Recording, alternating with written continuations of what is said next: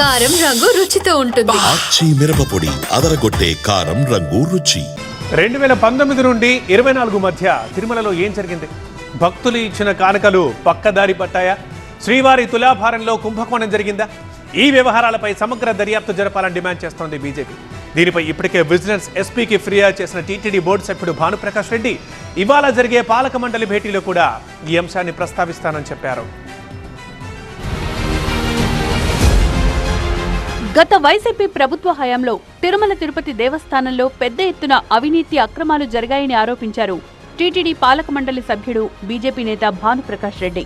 టీడీపీని డబ్బు సంపాదించే సంస్థగా మార్చేసి స్వామివారి ఖజానాకు గత పాలకులు భారీగా నష్టం చేకూర్చారని మండిపడ్డారు.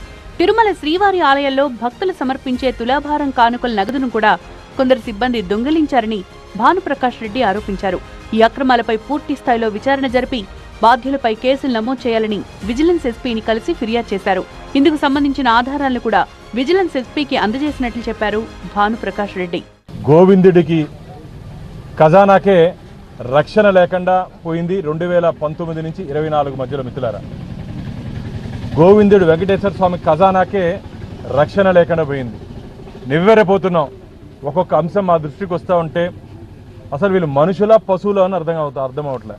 మనుషుల రాక్షసుల భగవంతుడు డబ్బుని వాటాలు చేసుకొని పంచుకొని కోట్ల రూపాయలతో వ్యాపారాలు చేసుకుంటున్నట్టు ఆ రోజు ఇన్వాల్వ్ అయినట్టు వీరిని చర్యలు తీసుకోకుండా 2019 నుంచి 24 వరకు తిరుమల తిరుపతి దేవస్థానాల్లో పనిచేస్తుంటే ఎగ్జిక్యూటివ్ ఆఫీసర్ ఎందుకు మౌనంగా ఉన్నారు? టీటీడీలో జరుగుతున్న అక్రమాలపై గతంలో ఎన్నిసార్లు ఫిర్యాదు చేసినా గత పాలక వర్గం పట్టించుకోలేదని ఆరోపించారు భానుప్రకాష్ రెడ్డి. తులాభారంలో జరిగిన అక్రమాలను అప్పటి విజిలెన్స్ అధికారులు గుర్తించినప్పటికీ నాటి ఉన్నతాధికారులు పట్టించుకోకుండా పక్కన పెట్టేశారని విమర్శించారు. పరకామణిలో దొంగతనం చేసిన ఉద్యోగి విషయంలో కేవలం మొక్కుబడిగా చెట్టు కింద పంచాయతీ పెట్టి ఎలాంటి చర్యలు తీసుకోకుండా వదిలేశారని మండిపడ్డారు. ఈ ఘటనలు చూస్తుంటే శ్రీవారి అమూల్యమైన ఆభరణాలను కూడా దొంగిలించారేమోనన్న అనుమానం కలుగుతోందన్నారు. తులాభారంలో కూడా ఇలాంటి జరుగుతుందని చెప్పి నివ్వెరపోతున్నారు అధికారులు కూడా. దాదాపు 20-30 సంవత్సరాలుగా తిరుమల తిరుపతి దేవస్థానంలో జరుగుతున్న అంశాల మీద క్షుణ్ణంగా పరిశీలిస్తున్నట్టు నాకు కూడా అసలు ఈ మనుషుల ఏం అర్థం కావట్లేదు. అసలు నాకైతే అనుమానం ఉంది స్వామివారి నగలు కూడా భద్రంగా ఉన్నాయా అని నాకైతే అనుమానం ఉంది మిత్రులారా. ఎందుకంటే హుండీని వదలలేదు, అంటే పరకామణిలో వదలలేదు, ఇదేంది మన తులాభారాన్ని వదలలేదు, అసలు ఆభరణాలన్నా భద్రంగా ఉన్నాయని చెప్పి నాకు అనుమానం ఉంది. తిరుమలలో శ్రీవారి మూల విరాట్కు అలంకరించే శేషవస్త్రానికి విపరీతమైన డిమాండ్ ఉంటుంది. ప్రధాని, రాష్ట్రపతి, గవర్నర్, ముఖ్యమంత్రికి మాత్రమే ఈ శేషవస్త్రంతో ఆశీర్వచనం అందించే నిబంధన ఉంది.